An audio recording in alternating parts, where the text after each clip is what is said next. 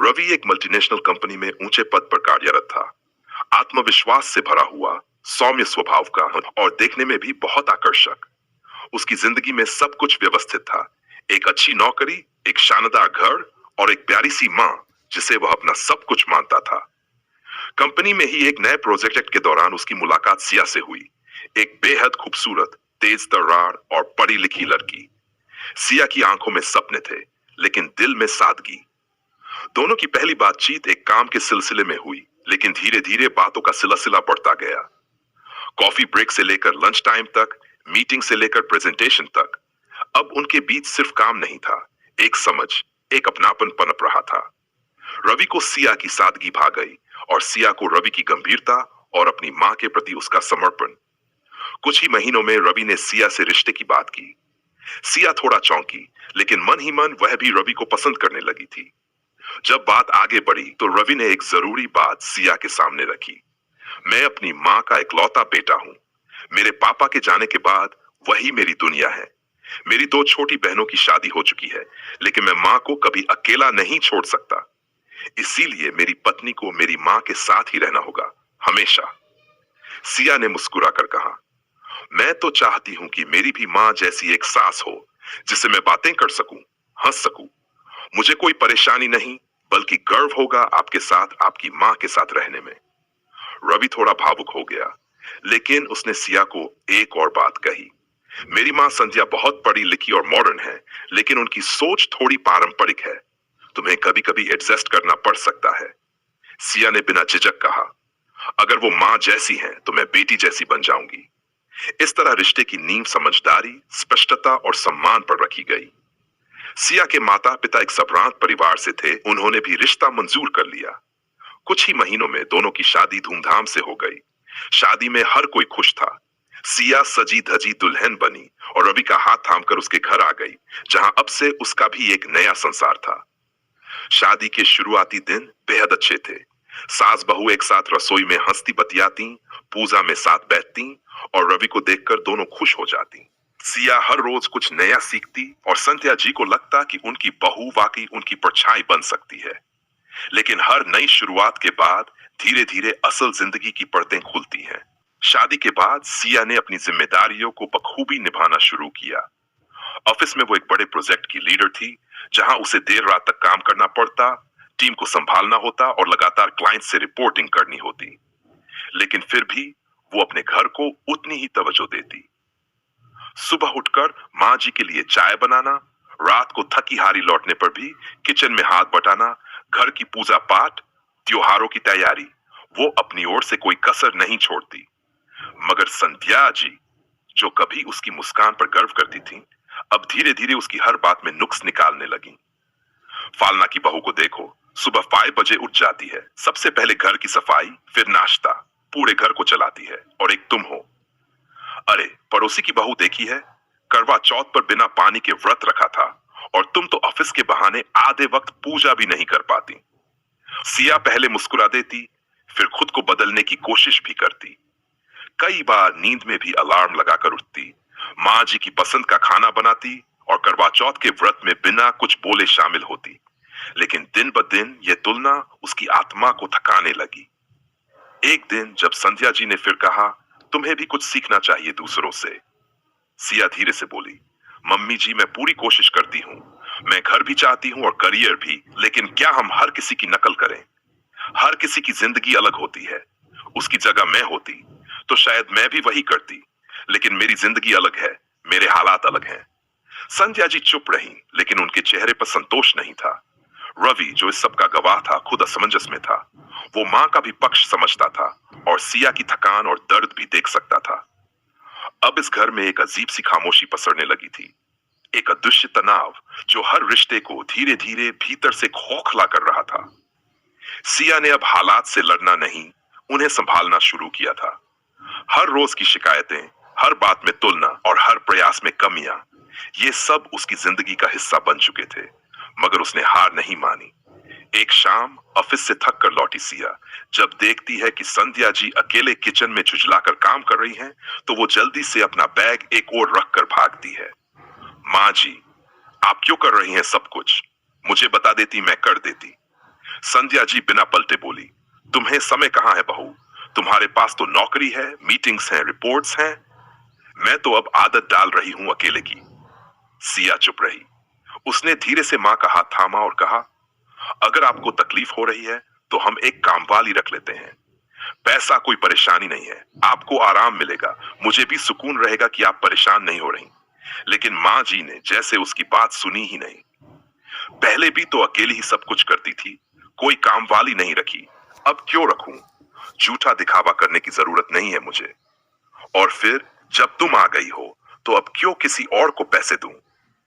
सिया समझ गई, ये थकावट सिर्फ शरीर की नहीं, सोच की थी। रवि भी सब देख रहा था। उसने कई बार मां को समझाया, मां, सिया बहुत मेहनत करती है, ऑफिस में भी और घर में भी। उसका कोई काम अधूरा नहीं रहता। वो आपसे प्यार करती है, इज्जत करती है, कृपया उसे थोड़ा समझिए, थोड़ा आराम दीजिए। लेकिन संध्या जी का जवाब वही होता, मैंने तो कभी किसी से मदद नहीं मांगी, और अब बहू आई है तो नौकरानी रखने की बात हो रही है। मैं कमजोर नहीं हूं, लेकिन अब इस घर में झूठा बहाना बनाकर सब काम से भागना चाहते हैं। इतना कहकर वो रोना शुरू कर देती और रवि फिर चुप हो जाता। अब रवि के लिए ये दुविधा बन चुकी थी। एक तरफ उसकी मां, जिनकी हर बात भावनात्मक दबाव से भरी होती थी, और दूसरी तरफ सिया, जो बिना कुछ कहे सब कुछ सहती जा रही थी। रवि अक्सर रातों को जागकर सोचता, मैं किसे समझाऊं? मां को जो बदलना नहीं चाहती, या सिया को जो पहले ही बहुत कुछ सह रही है। इस घर में अब सन्नाटा नहीं, एक अदृश्य तनाव बोलता था, हर कमरे में, हर दीवार पर। सिया एक मॉडर्न, आत्मनिर्भर और प्रगतिशील सोच रखने वाली लड़की थी। उसके पहनावे में गरिमा थी, आत्मविश्वास था, लेकिन शादी के बाद ससुराल में उसकी आधुनिकता सवालों में घिर गई। संध्या जी को उसका जीन्स पहनना, खुले बाल रखना, हल्का मेकअप करना पसंद नहीं था। इसलिए सिया ने धीरे धीरे सब त्याग दिया। अब वो जब मायके जाती तो वहां पुराने रूप में लौट आती, अपने पसंदीदा कपड़े पहनती, खुलकर हंसती जीती।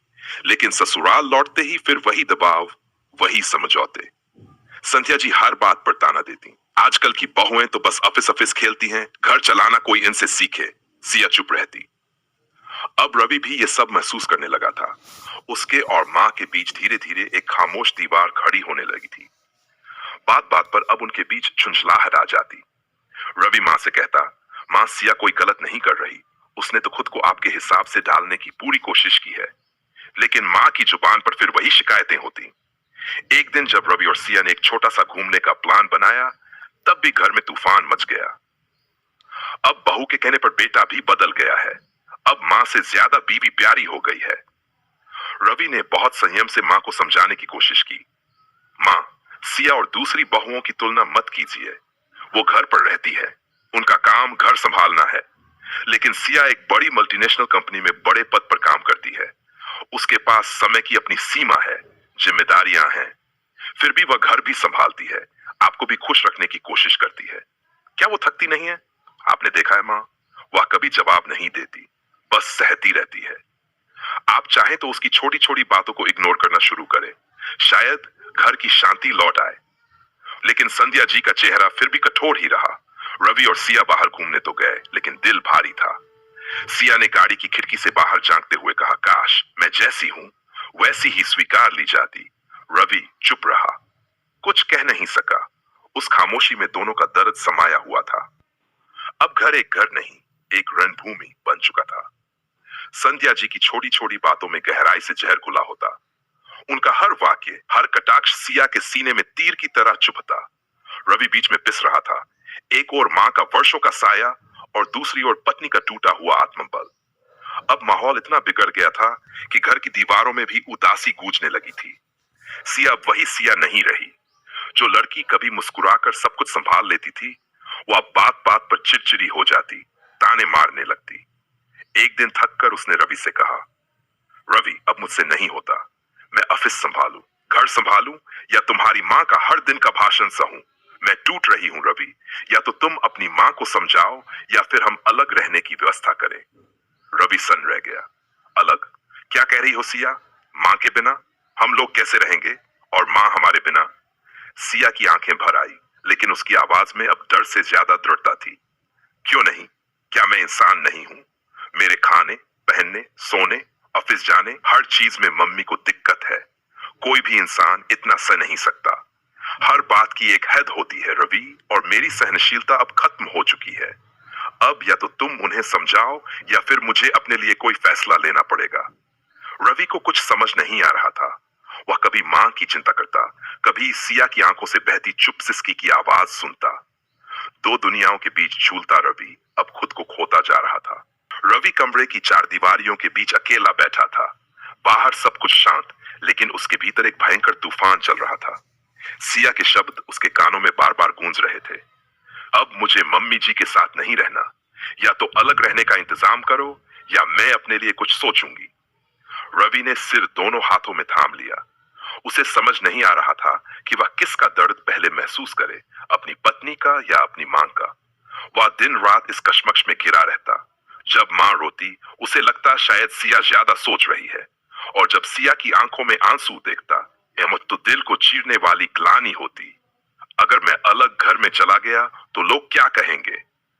रवि की सोच अब केवल घरेलू नहीं, सामाजिक भी हो चुकी थी। रिश्तेदार तो ये कहेंगे कि बेटा बिगड़ गया है, बीवी के कहने पर मां को छोड़ दिया, पर कोई ये नहीं समझेगा कि मैं बीच में पिस रहा हूं। मेरी हालत क्या है। वह सोचने लगा, अगर पत्नी बुरी हो जाए तो समाज कहता है तलाक ले लो, अलग हो जाओ। पर अगर मां जिसकी कोख से जन्म लिया हो, वो अगर तकलीफ दे रही हो तो क्या करें। क्या रिश्ते खत्म किए जा सकते हैं? क्या मां को पीछे छोड़ा जा सकता है? रवि का दिमाग खराब होने लगा। हर रोज घर का माहौल और बिगड़ता गया। अब बात बात पर सिया और रवि के बीच तकरार होने लगी। छोटी छोटी बातों में भी बहस छिड़ जाती। सिया अब उतनी शांत नहीं रही। उसकी चुप्पी अब कभी कभी गुस्से में फूट पड़ती। रवि भी चिल्लाने लगा था, तुम्हारी मां मेरी जिंदगी बर्बाद कर रही है, तो क्या मैं अपनी मां को छोड़ दूं? तुम समझते ही नहीं कि मैं क्या सहती हूं। तो क्या मैं नहीं फंसा हूं दोनों के बीच। ऐसे ही एक दिन झगड़ा हद से बढ़ गया। सिया ने गुस्से में अपनी सारी चीजें पैक की और बगैर किसी को कुछ कहे मायके चली गई। रवि जब ऑफिस से लौटा तो घर में सन्नाटा था। सिया के कमरे की अलमारी खुली थी और उसकी एक दो ड्रेसें बिस्तर पर पड़ी थी, लेकिन बाकी सामान नहीं था। रवि ने घबराकर फोन मिलाया। फोन उठते ही सिया ने बिना भूमिका के कहा, रवि अब बस।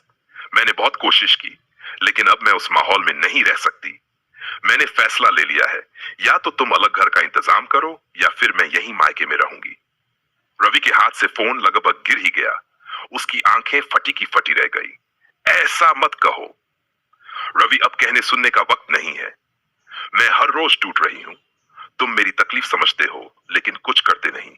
मैं अब उस घर में नहीं जाऊंगी जब तक वहां मां के साथ रहना है। सोच लो, फैसला तुम्हें लेना है। रवि का दिल बैठ गया। उसे समझ नहीं आ रहा था, क्या मां गलत है या पत्नी का सहना उसकी भूल है। वो दो पाटों के बीच फंसा था और दोनों तरफ से पिसकर अब खुद को खोने लगा था। रवि को कभी यकीन नहीं हुआ था कि जिस सिया के साथ उसने जीवन की सारी खुशियां देखने के सपने बुने थे, वो दिन आएगा जब वह उसके साथ जीने से इनकार कर देगी। सिया के मायके जाने के बाद रवि ने सैकड़ों बार उसे फोन किया। हर बार कुछ नया समझाने की कोशिश करता। कभी कहता, मैं मां से बात करूंगा सिया, उन्हें बदलने की कोशिश करूंगा। तो कभी कहता, हम एक नया रूटीन सेट कर लेंगे ताकि टकराव कम हो। लेकिन सिया हर बार शांत लहजे में कहती, रवि तुम मुझे समझते तो हो लेकिन मेरी तकलीफ का समाधान नहीं देते। मैं अब उस माहौल में वापस नहीं जा सकती। रवि ने धीरे धीरे इस दूरी को एक अस्थाई ब्रेक की तरह लेना शुरू किया। उसे लगता था कुछ समय बाद सब सामान्य हो जाएगा, लेकिन वक्त बीतता गया। एक दिन, एक हफ्ता, एक महीना और फिर पूरे 2 साल। इन 2 वर्षों में रवि एकदम बदल गया था। वो मुस्कुराता तो था लेकिन अंदर से टूटा हुआ था। काम पर जाता, मां की सेवा करता, रिश्तेदारों के सामने सामान्य व्यवहार करता, लेकिन रातों में तकिए पर आंखें भीगती रहती। उसने सिया को कई बार बुलाने की कोशिश की, त्योहारों पर फूल भेजे, उसके जन्मदिन पर उपहार भेजा, लेकिन हर बार सिया का जवाब एक ही जैसा ठंडा और दृढ़ होता। और फिर एक दिन सिया का एक फोन आया। फोन पर सिया की आवाज में वो पुराना दर्द नहीं था, लेकिन एक अजीब सी थकावट और ठहराव था। रवि, मैंने बहुत सोच लिया है, अब और इस अधर में नहीं जी सकती। ना तुम्हारा कुछ तय है ना मेरा, इसलिए मैंने फैसला लिया है, हमें अपना अपना रास्ता अलग कर लेना चाहिए। ये सुनकर रवि के होश उड़ गए। क्या?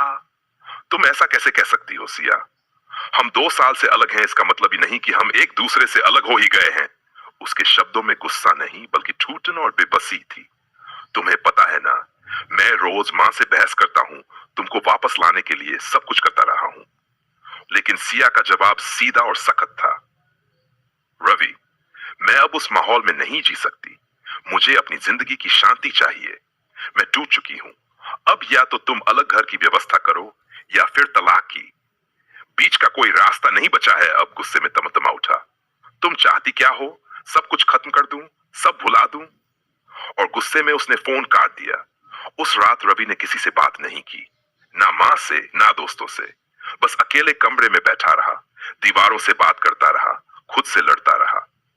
1 हफ्ता गुजर गया। गुस्सा अब शांति में बदल गया था, लेकिन वह शांत समुद्र भी अंदर से खौल रहा था। रवि ने ठान लिया कि अब उसे खुद को ही टटोलना होगा। क्या वो अपनी माँ को खो सकता है? क्या वो सिया को खो चुका है? उसके मन में हजारों सवाल थे, लेकिन जवाब एक भी नहीं। आखिरकार एक दिन रवि यूं ही भटकते हुए अपने पुराने कॉलेज के पास के कैफे में चला गया, वो जगह जहां वो और सिया कभी मिला करते थे। वहीं पर एक टेबल पर बैठा उसका पुराना दोस्त अनिरुद्ध उसे मिल गया।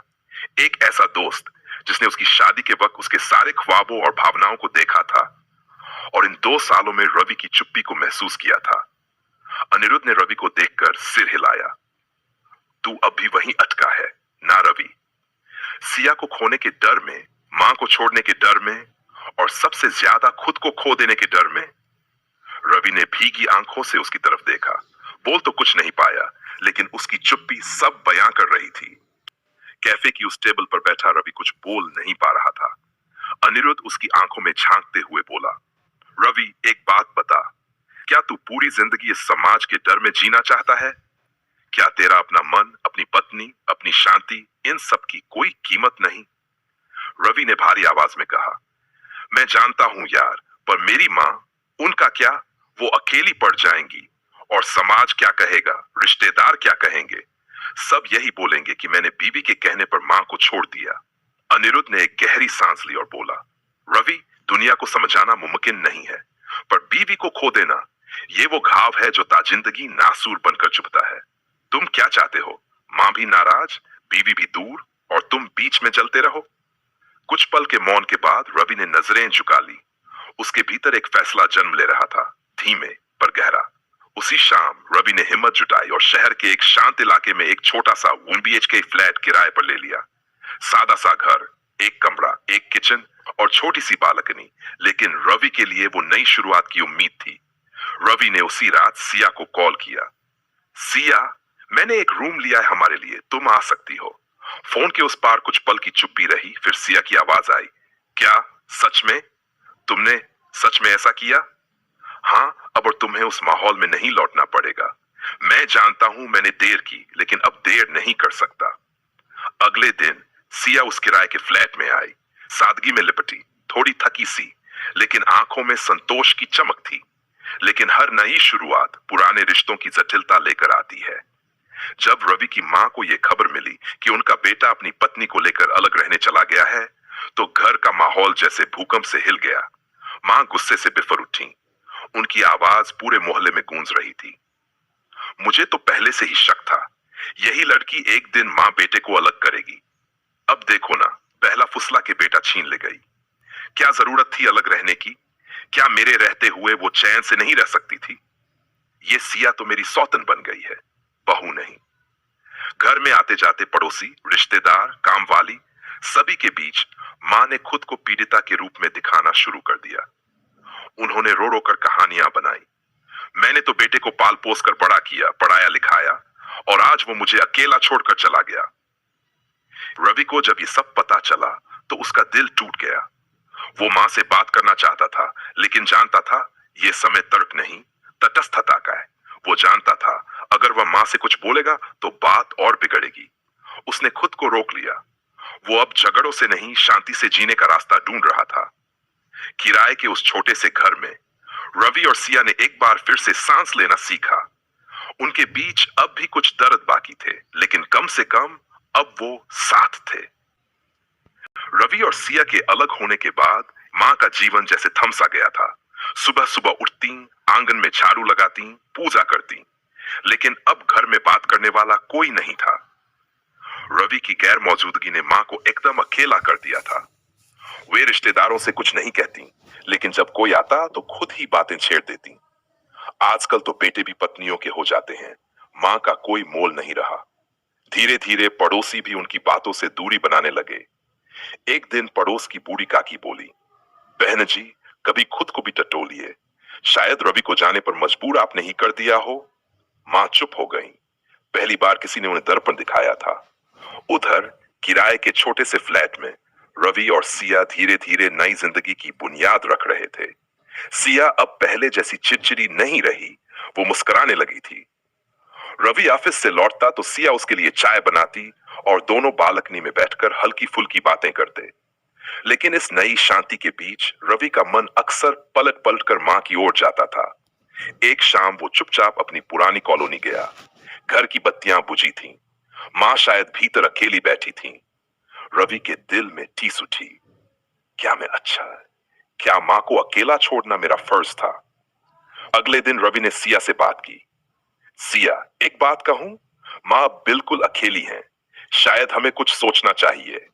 सिया का चेहरा कुछ पल के लिए सख्त हुआ, लेकिन फिर उसने रवि का हाथ थामा और कहा, मैं जानती हूं तुम मां से बहुत प्यार करते हो, पर अगर उन्हें हमारे साथ रहना है तो उन्हें भी बदलना होगा। अब वही पुराना माहौल में नहीं जी सकती। मैं कोशिश करूंगा कि मां समझें, पर मैं चाहूंगा कि तुम भी एक मौका दो। हम कोशिश करें साथ में।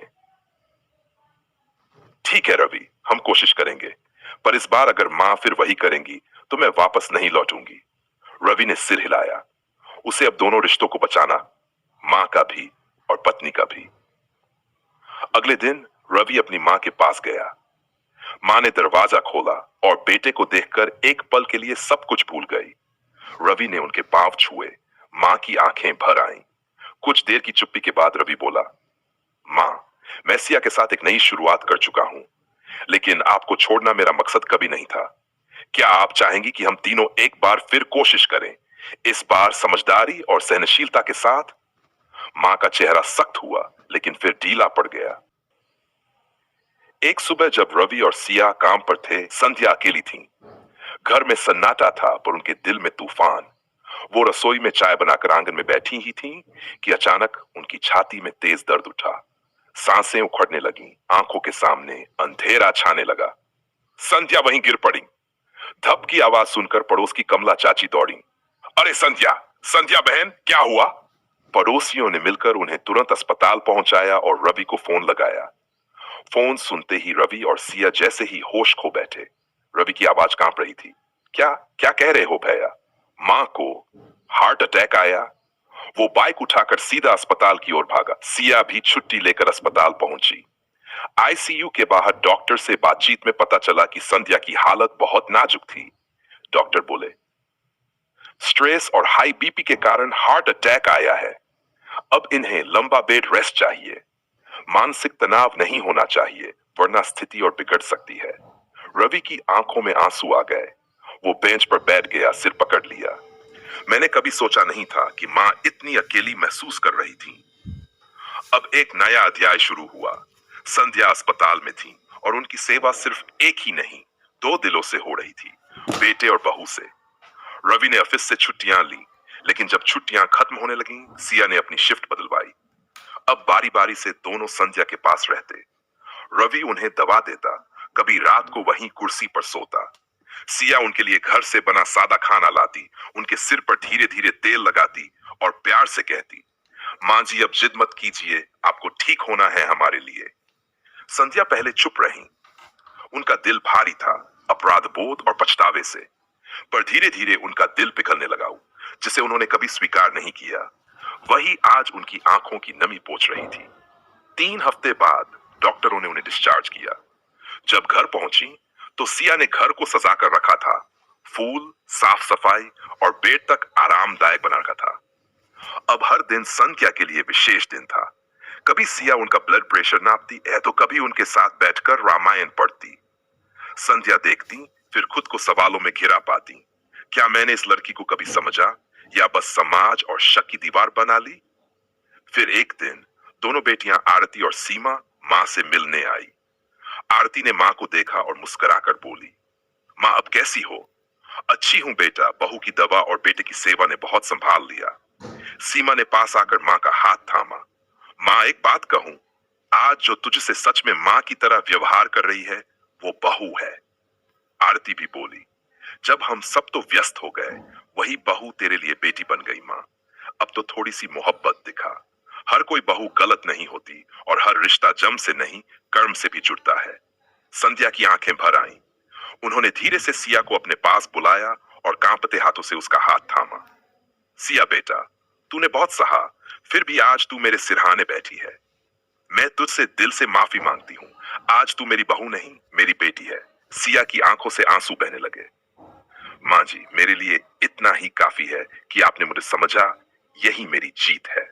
संध्या की आंखों से बहते आंसू अब पश्चाताप के नहीं, अपनापन और सुकून के थे। उन्होंने सिया को सीने से लगा लिया और भर्राए गले से बोली, आज समझ आया, माँ बनने के लिए जन्म देना जरूरी नहीं, किसी का दर्द बांटना भी माँ बना देता है। तूने मेरे लिए वही किया जो शायद मेरी बेटियां भी उस तरह से न कर पाती। तूने मेरे अकेलेपन को अपनापन दिया। सिया ने धीरे से उनका हाथ थामते हुए कहा, माँ जी, मुझे बस आपका प्यार चाहिए।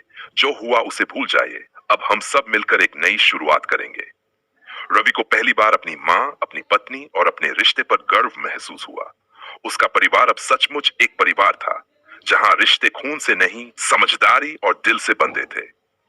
उस दिन उस घर में सिर्फ एक माँ नहीं बदली थी एक सोच, एक दृष्टि और एक पीढ़ी की मानसिकता।